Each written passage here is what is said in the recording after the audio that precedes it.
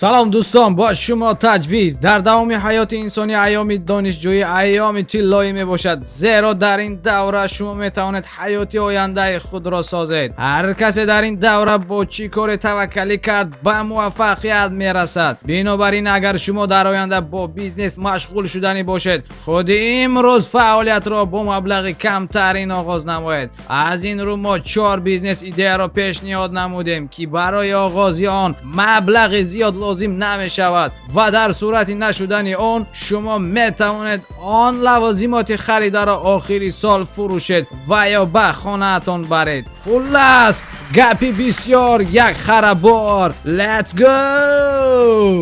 ایده یکم، استحصال پاپکورن.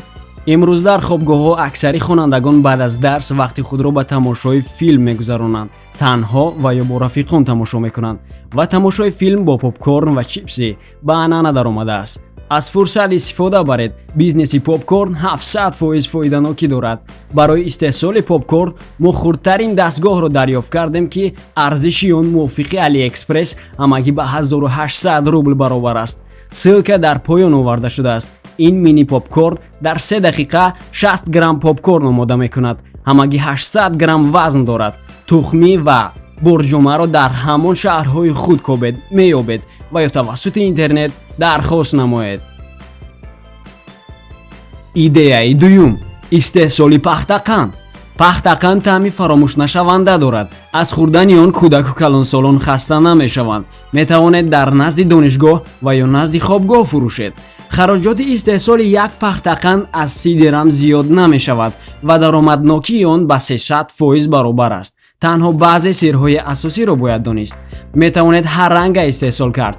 دستگاه استحصال کننده پختقند آنقدر گران نیست. همگی 700 روبل روسی در علی اکسپرس ارزش دارد و وزنش به 1.5 کیلوگرم برابر است. برای یک پختقند 20 گرم شکر، کمی رنگ و چوبچه لازم می شود. ایده سوم، استحصال شربتی طبیعی یا خود فرش ساک. 2-3 سال قبل از این مردم شربتی با پاکت را میپذیرفتند. امروز ابراز حیاتی سالم همه را به آن آورد که باید همه چیز را طبیعی استحصال کنند. طلبات روز از روز به شربتی طبیعی زیاد شده ایستاده است. شما می توانید شربتی سبزی برای ورزشکاران، شربتی میوه ها را به دیگران فروشید. اگر سبزی و میوه را رفته از انبار سبزیجات و میوه ها با نرخ ارزان خریداری کنید، چندین مراتب به شما فایده می آورد و در خوابگاه خود موافق طلبات مزاجان استحصال کردن می فروشید. فقط شما باید رکلام کردن رو توانید کفایه. برای جبیدن شربت میوه و سبزیجات به ما لازم می شود شربت جبنده و یا خود ساک و ژمالکا.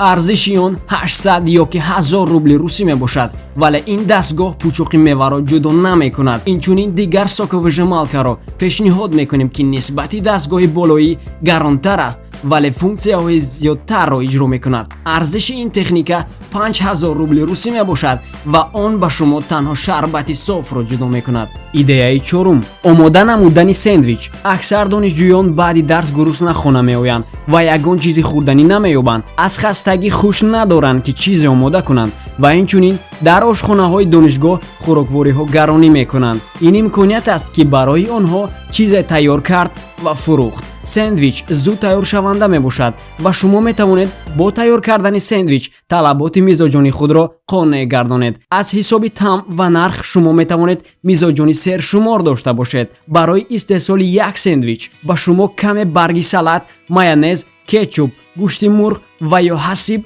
و خلب لازم می شود. اینچنین شما می توانید ساندویچ فردی خود را اختراع کنید و در آینده به بیزنسی کلان تبدیل دهید. ساندویچ را در ساندویچ نیز آماده می کنند. ارزش آن در علی اکسپرس 1400 روبل می باشد و همگی 1.1 کیلوگرم وزن دارد.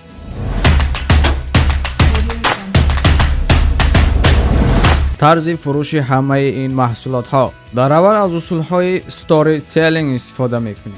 شما در یگان گروه کانتکت و یا اینستاگرام کمی متن می نویسید ки омода кардани сендвичи болаззат ва ё попкорни бемислро омӯхта истодаед ва аз ҳамон аудитория маслиҳат пурсед. рӯзи дигар маҳсулоти омода карданатонро боз дар ҳамон ҷо ба навор гирифта партоед, ҳамаи сирро нишон надиҳед. рӯзи сеюм пешниҳод кунед ки кадоме аз онҳо тайёр аст бо шумо ин маҳсулотро бичашад ва маблағи заруриро аз ӯ талаб кунед. дар сурати овоза шудан шумо визитка бароварда зери дари ҳар ҳамсояи худ мегузоред ва оҳиста оҳиста мизоҷони шумо бисёр мешаванд ва дар соцсетиҳо пиар карданро фаромӯш накунед.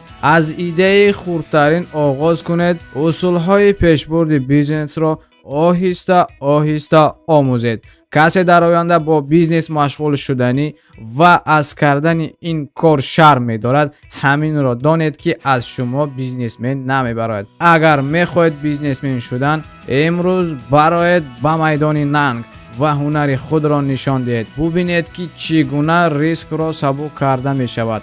натарсед худро бо маблағи кам бисанҷед. ҳамаи миллиардерони ҷаҳон ҳамин роҳро пеша карда буданд. омӯзед ва сайқал диҳед. ҳамаи силкаҳо дар поён оварда шудааст ва баъзе китобҳоро мо дар поён мондаем. онҳоро гирифта хонед ва бизнесро омӯзед. ин буд маълумоти мухтасар бизнес идея барои донишҷӯён. моро пайравӣ кунед ва мо бо шумо тоҷикистони зебо месозем. дар шабака обуна шавед, зангуларо зер кунед ва аз видеоҳои навбатии мо бохабар шавед. гузоштани лайкро фаромӯш накунед.